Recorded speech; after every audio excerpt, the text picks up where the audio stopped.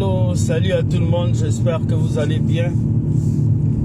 Je bénis Dieu pour vos vies, pour la grâce qu'il nous donne d'être là. Et je tiens juste à dire merci aux personnes qui nous soutiennent. Aujourd'hui, je vais parler de l'affaire Moïse Mbiye. Voilà, depuis un temps, nous sommes réveillés, nous avons vu Moïse Mbiye qui s'est levé pour dire qu'il y a des gens qui ont fait des contrats sur sa tête, les gens qui ont voulu l'éliminer, lui faire du mal, tout ça. Et vous avez vu comment cette histoire est en train de prendre des ampleurs. Il n'y a pas plus que quelques temps, il vient de dénoncer Marcelo Tounassi pour dire que Marcelo Tounassi fait partie des personnes qui sont dans ce complot. Ce que vous devez comprendre est que les hommes de Dieu d'aujourd'hui sont en train de s'accuser les uns les autres. La Bible nous dit le diable est l'accusateur. Vous comprenez? Le diable est l'accusateur. C'est le diable qui accuse. Mais lorsqu'aujourd'hui, nous les enfants de Dieu, nous commençons à nous accuser, cela veut dire qu'il y a un problème. Il y a un sérieux problème qu'il faut régler à l'église. Un problème de jalousie, un problème de haine. Comment ça a commencé? Il y a un couple qui est très connu. Ce couple-là, c'est un couple riche. Ce couple a approché Moïse Mbiye pour lui dire: nous voulons que tu organises un événement concours pour que les gens chantent. Mais cette dame qui était mariée a commencé à faire des propositions bizarres à Moïse Mbiye. Je parle en tant qu'adulte. Proposition bizarre, vous savez, ça veut dire sors avec moi, malgré que je suis marié, je vais être avec toi. Mais Moïse Mbiye a dit qu'il a refusé. Et comme il a refusé, Moïse Mbiye avait déjà référé Marc Kalambaye comme son ami. Donc il avait donné Marc Kalambaye, il avait présenté à ce couple. Donc quand Moïse Mbiye a refusé, ce couple a pris Marc Kalambaye pour être avec eux. Donc là, Mike Kalambaye, et je ne sais pas si c'est un clip vidéo, je ne sais pas, mais on a vu une vidéo où il va aux urgences, que Dieu puisse l'aider. Mais actuellement, je viens de recevoir mes informations, les gens m'ont envoyé des informations où Moïse Mbiye, où Mike Kalambaye est en train de parler avec une femme mariée. Et cette femme, ils ont couché ensemble, j'ai eu les audios, j'ai eu les vidéos, j'ai tout avec moi. Je suis en train d'écouter ça parce qu'on m'a envoyé ça par des gens bien placés que je connais. Alors, et là actuellement c'est une guerre qui se suit. Et Moïse Mbiye a continué en disant, c'est un pasteur qui aime dire la vérité, mais il fait semblant, il n'est pas véridique. Il prêche beaucoup sur la sainteté, mais il n'est pas saint en fait. Et vous savez de qui il parle, un pasteur qui prêche la vérité, mais il n'est pas saint. On a déjà des échos sur ces pasteurs que c'est un aventurier. Il va faire semblant de parler de Jésus. Mais apparemment, c'est un pasteur qui aime clouer ses propres frères pasteurs. Qu'est-ce qui règne aujourd'hui à Kinshasa? C'est une tension de guerre. Une tension de jalousie entre les pasteurs. Une tension de mépris. Une tension des insultes. Vous voyez, quand l'église de Dieu devient un groupement de personnes unies pour se faire de l'argent, Dieu n'existe pas. Quand la maison de Dieu devient un sanglot où tout le monde vient pour satisfaire ses propres besoins personnels, rien ne marche plus. Et c'est ce qui se passe aujourd'hui dans les églises, surtout au Congo. En 2020, quand je suis venu vous parler que Mike Kalambaye et Moïse Mbiye ne s'entendent pas à cause d'une femme, oh, les gens m'ont méprisé, les gens m'ont insulté, les gens m'ont piétiné, toi tu te prends pour qui? J'espère que ces gens-là aujourd'hui vont voir ce qui se passe. Tout ce qui se passe aujourd'hui, moi je savais ça depuis longtemps. J'avais ces informations depuis 2020. Aujourd'hui, nous savons aujourd'hui ce qui se passe. C'est une honte. C'est une honte pour l'église congolaise. C'est une honte pour le peuple de Dieu. C'est une honte pour nous qui nous disons chrétiens. C'est une honte. Et dorénavant, il faut que le gouvernement congolais puisse entrer dans ces histoires d'église. Il faut que le gouvernement congolais puisse commencer à surveiller.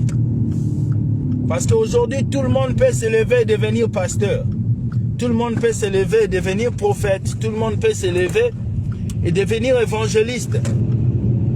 Et dans cette appellation, on peut coucher avec les gens, on peut tromper les femmes, on peut détruire le peuple de Dieu. Vraiment, je demande au gouvernement d'Afrique de pouvoir prendre ces choses en main.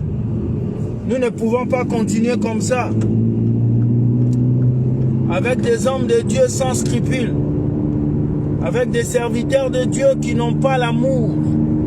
Qui sont en train de s'insulter, de se mépriser, de se mettre à terre. Jusqu'à quand nous allons continuer ainsi? Je ne sais pas jusqu'à quand. Mais moi, ma pensée est celle-ci. Je veux que le monde entier puisse comprendre que nous avons besoin de s'élever. Ce qui est là et que Moïse Mbi écrit, Moïse Mbi est en train de crier au scandale, qu'on veut le tuer. On a tout fait pour l'éliminer. C'est ce que Moïse Mbi est en train de dire. Alors c'est ce qu'il est en train de dire, en train de crier actuellement. Et nous, ce que nous savons est que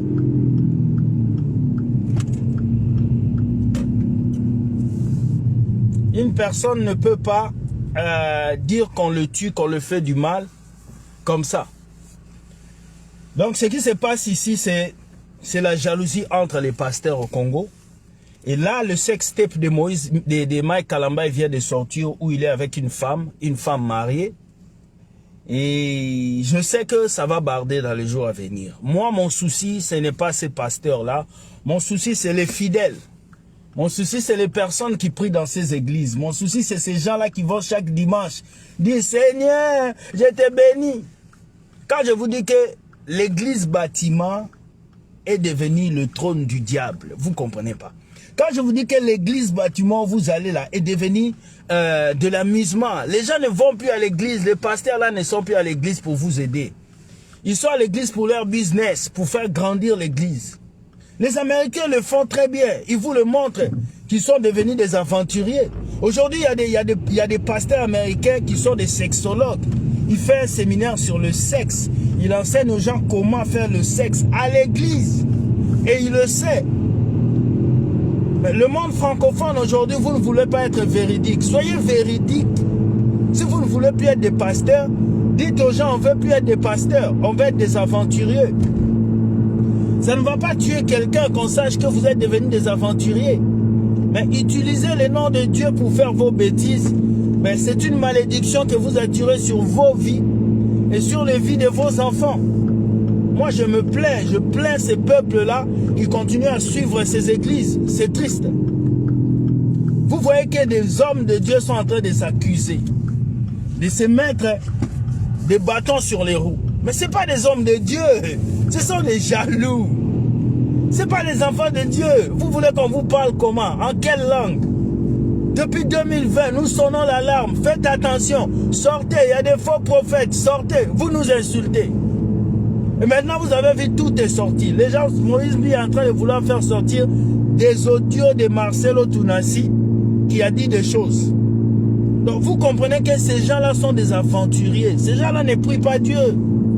Ils sont là pour leur ventre, les amis. Ils ne sont pas là pour vous. Ils sont là pour leur ventre. C'est vous qui pensez que non. Daddy. Mais Daddy s'en fout de toi, mon gars. Daddy, lui, il est là pour son argent. Daddy, lui, il est là, il sait que toi, tu vas lui donner la dîme.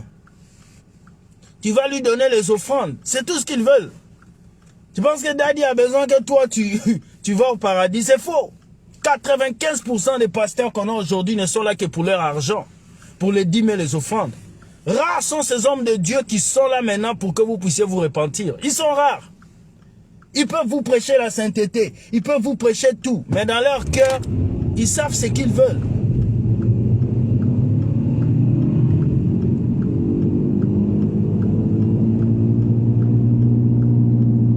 Moi, je viens dire au peuple de Dieu, réveillez-vous, man. Il n'y a personne qui pourra lutter pour vous. Hein. Moi, depuis que je pris ma liberté chrétienne, j'ai compris qu'il y a beaucoup de oiseaux, de vautours à l'église. Des gens qui ne sont là, qui parlent de Dieu, mais dans leur cœur, ils veulent faire de l'argent, la manie. Des gens qui vendent leur album. Des gens qui font des concerts VIP. Des gens qui font des concerts payants VIP. Des gens qui cocotent les femmes pour qu'elles payent leur album. Je me rappelle quand j'étais à Montréal, il y a une dame qui m'a approché. Oh, tu es jeune, tu chantes bien, tu es beau. Je vais te produire. Mais pour que je te produise, il faut que tu me fasses ceci, cela. Ah, madame, moi je sers Dieu, tu veux que j'enlève mon onction pour que je te fasse ceci, cela. Et beaucoup de gens là, les chantent là, ils sont suivis par des femmes mariées qui leur proposent le sexe et qui veulent payer leur album. Beaucoup, je connais beaucoup. Leurs singles ont été payés par des gens à laquelle ils ont couché. Ils ont fait des choses bizarres. Hein? Les églises au Congo, c'est la distraction. Vous perdez votre temps. Je suis désolé de vous le dire, mais vous êtes en train de perdre votre temps. Dieu n'est pas dans ces histoires. Désolé, mais c'est une vérité. Dieu n'est pas dans ces histoires.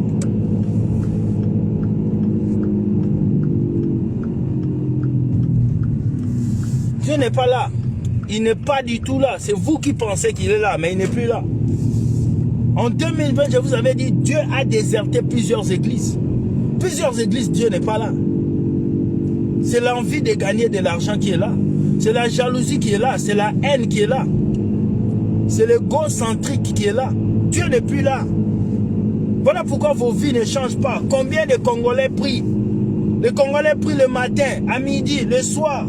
Le Congolais prie tous les jours. Mais la vie du Congolais ne change pas. Pourquoi? Parce que les églises, Dieu n'est plus dedans. Là où Dieu siège, les vies changent. Là où Dieu siège, l'amour règne. Là où Dieu siège, il y a des transformations. Mais comment vous me dites que Dieu siège et les vies ne changent pas? Vous êtes là quand on vous dit des vérités. Ben écoute, frère William, ne jugez pas le ouin. Ben vous êtes les poupées de Dieu. Vous, on vous a acheté. Vous, Dieu vous a créé avec de la neige. Oui, parce que je pense que Dieu a créé tout le monde avec du sable, avec la terre. Mais je crois que certains d'entre vous, Dieu vous a créé avec la neige. C'est comme si quand on créait l'homme, vous, on ne vous créait pas, quoi. Parce que le même Saint-Esprit qui siège dans le pasteur, c'est le même Saint-Esprit qui est en toi.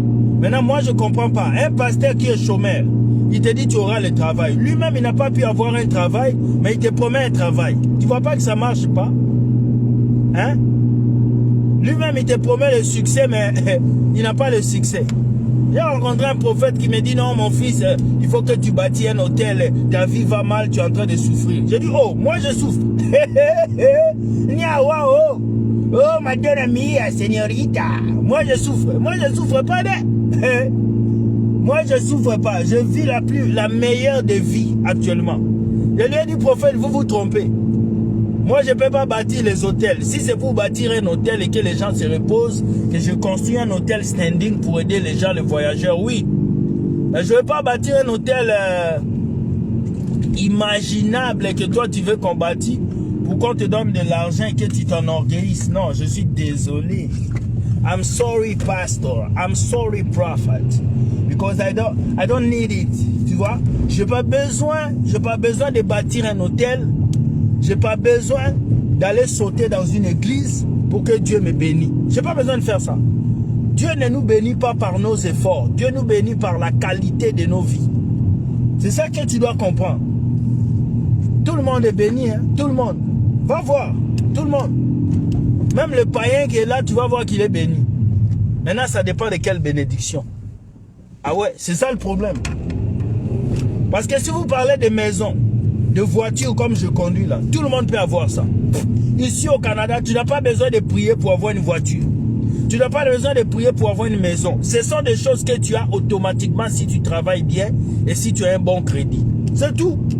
Maintenant, vous allez commencer à prier pour que Dieu vous donne une voiture. Mais tu ne vois pas que tu es déréglé dans la tête. Et c'est ce qui se passe dans ces églises. Les gens vont à l'église pour dire, je veux un mari, je veux le succès, je veux un voyage. Mon frère, voyage là, si on veut voyager, on paye les billets, on part. Repentez-vous, vous qui suivez ces faux pasteurs. Repentez-vous, vous qui continuez à vivre que pour faire plaisir aux hommes. Repentez-vous. Vous n'allez pas aimer ces messages, mais je continuerai à vous dire la vérité. Ces hommes de Dieu sont là pour vos dîmes et vos offrandes. Le jour où vous arrêterez de donner les dîmes et les offrandes, vous allez voir comment ces personnes vont disparaître de la circulation. Ils ne vont plus être des pasteurs. Beaucoup se sont convertis en pasteurs à cause des dîmes et des offrandes. Je vous dis la vérité. Mettez ça sur Internet. Beaucoup. Beaucoup nous traitent aujourd'hui de satanistes. Les youtubeurs sont des satanistes. Les youtubeurs sont des satanistes. Eux, ceux qui font les vidéos sur YouTube sont des sorciers. Ah, maintenant on a compris que c'est eux les sorciers, quoi. Ouais. Mais on a compris que c'est eux les vrais satanistes. En fait, c'est pas nous. C'est pas nous, en fait, c'est eux.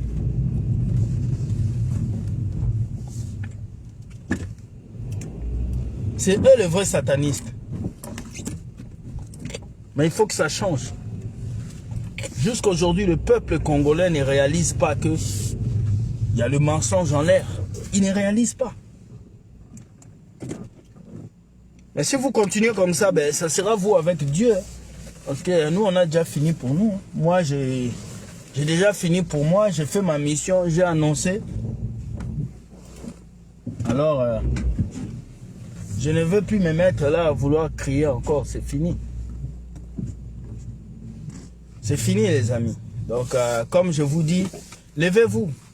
Je vais donner un conseil à Mike Kalambai. Mike Kalambai, arrête de suivre les femmes d'autrui. Arrête. Fais tes bêtises. Je ne sais pas, mais fais tes bêtises comme tu aimes les femmes. Hein, sors avec les femmes, mais sors avec les femmes discrètement. Hein, vous ne savez pas, sors avec les femmes discrètement. Les femmes qui sont intelligentes. Laisse les femmes mariées. Ici, tu es venu au Canada, tu as mangé près de 30. On connaît. On ne peut pas parler, mais on connaît. À la veille de tes concerts, tu étais dans les hôtels avec les femmes. Ça, on connaît ça. Je ne peux pas dire non. Mais on ne va pas divulguer le nom de ces filles-là. Moi, je connais beaucoup. Mais, quitte les femmes mariées, s'il te plaît. Une femme mariée est une bénédiction pour son mari, mais elle est une malédiction pour un autre homme. Vous ne savez pas. Lorsque tu te maries en tant que femme ou en tant qu'homme, tu es une bénédiction pour ton partenaire, mais tu es en même temps une malédiction pour la personne qui va venir te séparer avec ton mari. C'est ce que vous ne comprenez pas. Vous devenez une malédiction quand vous commettez l'adultère. Vous devenez une malédiction pour votre mari et pour le partenaire que vous utilisez pour tromper votre mari. Et c'est ce qui se passe aujourd'hui. On épouse des femmes, on les met dans les maisons, elles deviennent infidèles. Elles sortent avec quelqu'un d'autre. Alors qu'en faisant ça, tu es en train de produire de la malédiction. C'est ce qui se passe aujourd'hui. Mike Kalambai, il laisse les femmes d'autrui. Laisse les femmes d'autrui. Laisse. En plus, si tu es pasteur, hey, je me demande, cette église-là, est-ce qu'il n'a pas déjà coiffé toutes les sœurs? Quand on vous dit que vous avez une faiblesse, guérissez votre faiblesse avant de vous engager pour Dieu. Guérissez. Guérissez votre faiblesse. Tu sais que tu ne supportes pas les femmes. Mais pourquoi tu veux être seul avec une femme? Faut pas le faire.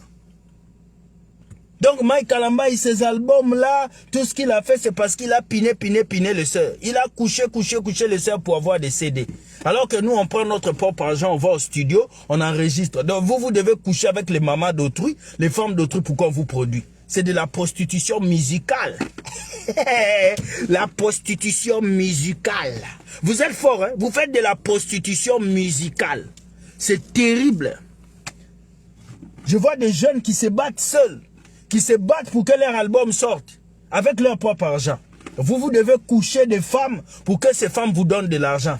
Maman, un coup, un single. Un coup. Faut que ça change là. Faut que ça change. Faut que ça change. Faut que ça change. Il faut que ça change ce soir, aujourd'hui, maintenant. Suivez les hommes de Dieu qui vous donnent de bons messages. Les hommes de Dieu qui vous annoncent la vérité. Mais vous ne voulez pas. Ben écoute. Moi je parle d'un fait de faux pasteurs, de faux évangélistes. Ces gens-là qui viennent vous demander l'argent sur Internet. Ces gens-là qui vous trompent. Deuxième chose à dire aussi, c'est à Moïse Mbié. Aujourd'hui tu dis que tu es victime. Victime d'assassinat. Victime que les gens veulent te détruire. Ben, dis-toi aussi que, comment on l'appelle? Eliane aussi était victime. Elle était victime, Eliane. Toi, tu t'es pensé fort. Maintenant, qui va rentrer dedans? Donc, Moïse Mbi et toi aussi, répands-toi. Répands-toi. Faites la paix avec Mike Kalambay. Reprenez vos vies. Des chansons comme ça que vous avez composées. Donc, nous sommes en train de regarder cette actualité de près. Et nous pensons qu'un jour, les choses vont revenir en ordre. Voilà ce que j'allais dire. Mes frères et sœurs, priez pour eux. Ne les rabaissez pas. Priez pour Mike Kalambay. Priez pour Moïse Mbi. Priez pour eux. Ce sont des humains. Toi et moi, nous sommes comme eux. On peut aussi tomber. Mais le plus important, c'est de se relever. Mike Kalambay est tombé plusieurs fois. Il est tombé plusieurs fois avec les femmes. Ici à Montréal, là-bas à Dakar, partout. Ça devient une possession, mon frère. Là, maintenant, on peut donner raison à Péniel. On peut donner raison à Péniel maintenant. Donc, nous ne venons pas juger ces gens, mais nous venons dire, frères et sœurs, les erreurs peuvent arriver. Mais lorsque les erreurs arrivent, prions pour ces gens et aidons-les à se corriger. Vous, l'entourage de Mike Kalambay, l'entourage de Moïse Mbi, qu'est-ce que vous faites pour aider ces gens-là? Au lieu d'envenimer le feu, aidez-le. Et toi, Marcelo Tounassi, tu devais être un exemple au milieu de ces deux pasteurs. Tu devais être le papa qui va réunir Moïse Mbi et Mike Kalambay. Mais au contraire, c'est toi qui es en train de les séparer. Vous voyez ça? Et ces églises sont remplies de millions de fidèles. Ces milliers. Repentez-vous. Si vous ne vous repentez pas, vous allez être balayés comme le vent. Il y a un vent qui va souffler à l'église au Congo. Tous ces gens-là vont être balayés. Dieu va prendre votre sacerdotal, va donner ça aux jeunes qui sont sérieux, aux jeunes qui veulent servir Dieu. Voilà le message que j'avais pour vous. Soyez bénis. Ici, il fait froid. Voilà pourquoi j'ai mon bonnet. Que Dieu vous garde. Bonne soirée. Je n'ai pas insulté quelqu'un. Je n'ai que dit la vérité. Ceux qui m'aiment, je vous aime. Ceux qui ne m'aiment pas, ce n'est pas mon problème. Allez tous voir ce que vous pouvez faire parce que votre haine sur moi ne va rien ajouter. De toute façon, depuis que vous m'haïssez, je continue d'avancer. Donc, continuez de m'haïr. Pendant ce temps, moi, j'avance. Soyez bénis. Que Dieu vous garde.